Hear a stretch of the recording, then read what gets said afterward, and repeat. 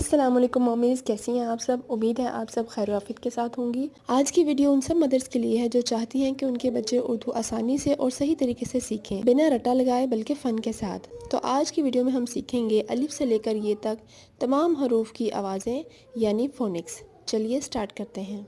अलिफ आ, अलिफ मद्दा आ, बे ब, पे प, ते त, टे ट, से स, जीम ज, चे च, हे ह, खे ख, दाल द, डाल ड, जाल ज, रे र, रे र, जे ज, जे ज, सीन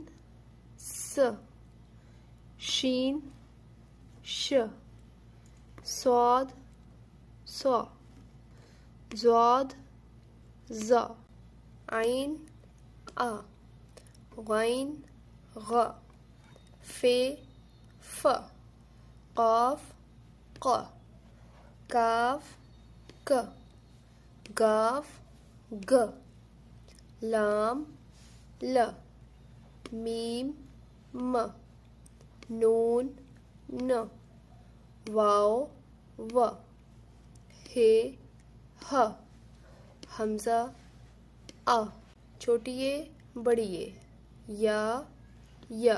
अगर आपको ये वीडियो हेल्पफुल लगी हो तो प्लीज़ लाइक शेयर ज़रूर कीजिएगा और कमेंट में लिखिएगा स्टार्ट उर्दू फोनिक्स, ताकि मुझे पता चल सके कि आप मेरे साथ साथ सीख रही हैं। Thanks for watching. अल्लाह।